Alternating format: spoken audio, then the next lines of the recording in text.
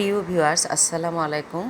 আজকে আমি আপনাদের সামনে প্রেজেন্ট করব কলমি শাকের সাথে চিংড়ি মাছ দিয়ে এত সুন্দর একটা তরকারি কিভাবে রান্না করা যায়। তো ভিউয়ার্স, আপনারা আমার ভিডিওটা মনোযোগ সহকারে দেখতে থাকুন আমি কিভাবে রান্নাটা করছি।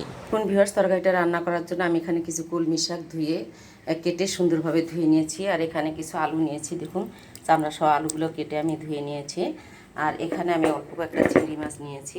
তো চিংড়ি মাছগুলো আমি লবণ, হলুদ আর মরিচের গুঁড়ো দিয়ে আর সামান্য পরিমাণে যে লেবু রস দিচ্ছি, লেবু রস দিয়ে আমি এখন মেখে নিব। তো দেখুন ভিউয়ার্স, চিংড়ি মাছটা ভালোভাবে মাখা হয়ে গিয়েছে। এখন আমি চুলায় তেল বসিয়ে রেখেছি চিংড়ি মাছ ভাজার জন্য। তেলটা গরম হয়ে আসছে, এখন আমি চিংড়ি মাছটা দিয়ে দিচ্ছি। আর আমি তরকারিটা রান্না করার মতো একবারেই তেলটা দিয়ে দিয়েছি।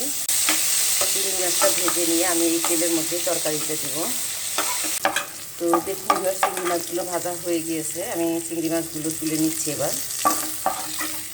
তো চিংড়ি মাছগুলো আমি তুলে নিলাম তেল থেকে। এখন এই তেলের মধ্যে আমি কিছু মশলা রেখেছি, দেখুন পেঁয়াজ সব আমি একসাথে দিয়ে দেব।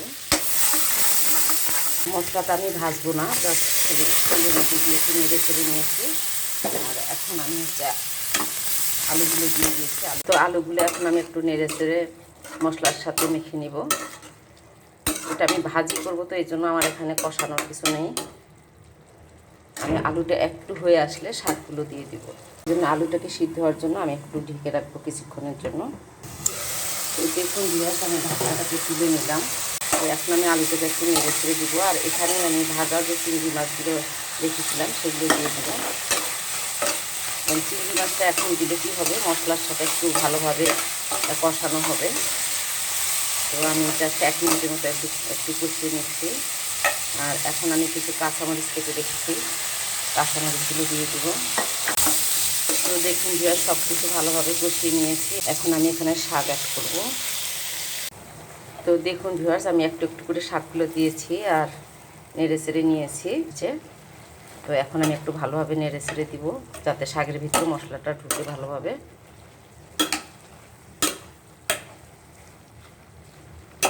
তো দেখুন ভিউয়ার্স, আমি ভালোভাবে নেড়ে চেড়ে দিয়েছি। এখন আমি ঢাকনা দিয়ে ঢেকে রাখবো সিদ্ধ হওয়ার জন্য। আমি ঢাকনাটাকে তুলে নিলাম। আর কিছু ধনিয়া পাতা এখন দিয়ে দেবো। দিয়ে দেখুন আমার রান্নাটা কমপ্লিট হয়েছে। এই শাকটা একবারে ভাজা ভাজা হবে না, দেখুন একটু ভেজা ভেজা আছে। তো এই অবস্থায় আমি নামিয়ে নিব, এটা এভাবেই খেতে মজা হবে। তো দেখুন ভিউয়ার্স, চিংড়ি মাছ দিয়ে আমার কলমি শাকটা রান্না কমপ্লিট হয়েছে। আমি আপনাদেরকে পরিবেশন করে দেখাচ্ছি। দেখুন ভিউয়ার্স, কতটা সুন্দর হয়েছে। তো চাইলে আপনারা ওইভাবে রান্না করে খেতে পারবেন। আর আমার এই সহজ রেসিপি যদি আপনাদের ভালো লেগে থাকে, তাহলে অবশ্যই আপনারা আমার ইউটিউব চ্যানেলটিতে সাবস্ক্রাইব করবেন, লাইক দিবেন, কমেন্টস করবেন এবং শেয়ার করবেন।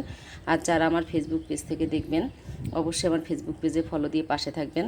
তো ভিউয়ার্স, আপনাদের সাথে আমার আবারও দেখা হবে নতুন কোনো ভিডিওতে।